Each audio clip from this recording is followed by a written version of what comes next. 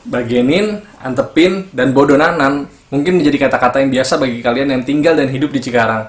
Tapi sudahkah kalian mengenal Cikarang? Yuk kita bahas Cikarang secara singkat. Yang pertama, asal-usul nama Cikarang.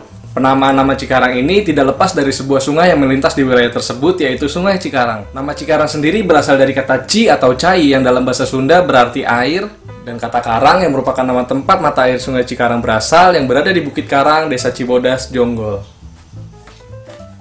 Warga asli Cikarang. Bisa dibilang warga asli Cikarang adalah orang-orang dari suku Betawi maupun Sunda. Itulah sebabnya kenapa orang-orang di Cikarang terbiasa berbicara dengan menggunakan logat Betawi maupun logat Sunda. Hal itu disebabkan oleh letak geografis Cikarang yang berbatasan dengan Provinsi Jakarta dan berada dalam lingkup Provinsi Jawa Barat. Ekonomi di Cikarang. Cikarang berkembang dan dikenal sebagai daerah industri karena kegiatan industri di Cikarang paling menonjol dibandingkan daerah lain. Hal tersebut bisa dilihat dari banyaknya area industri yang tersebar mulai dari Cikarang Barat atau Cibitung sampai ke Cikarang Selatan.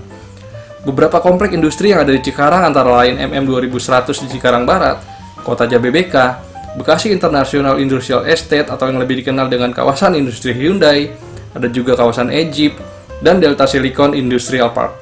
Banyaknya kawasan industri dan perusahaan yang beroperasi di Cikarang membuat Cikarang menjadi kawasan industri terbesar se-Asia Tenggara. Gak cuma perusahaan-perusahaan atau daerah industri, di era tahun 2000-an ini Cikarang juga mulai menjamur mal dan pusat perbelanjaan. Ada Sentra Grosir Cikarang atau SGC yang mulai beroperasi sejak September 2006, lalu ada Lotte Mart Cikarang sejak 2012, sampai Living Plaza sejak November 2019 lalu.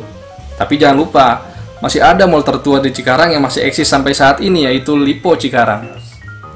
Makanan khas Cikarang. Makanan di kota Cikarang juga masih dipengaruhi oleh budaya suku Betawi dan Sunda, sehingga sederet makanan khas Cikarang hampir mirip dengan makanan dari kedua suku tersebut. Sebut saja sayur gabus pucung, kue rangi, rengginang, kue kembang goyang, kue akar kelapa, dodol Betawi, dan masih banyak lagi. Tempat wisata di Cikarang.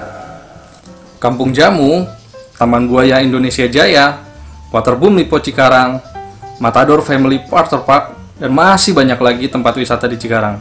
Menjadi tempat melepas penat warga Cikarang dari hiruk-pikuk kota industri ini. Selain itu, wisata kuliner juga menjadi pilihan yang asik buat kalian yang suka makan karena banyak banget tempat kulineran di Cikarang yang rasanya enak dan tempatnya nyaman. Momen unik di Cikarang.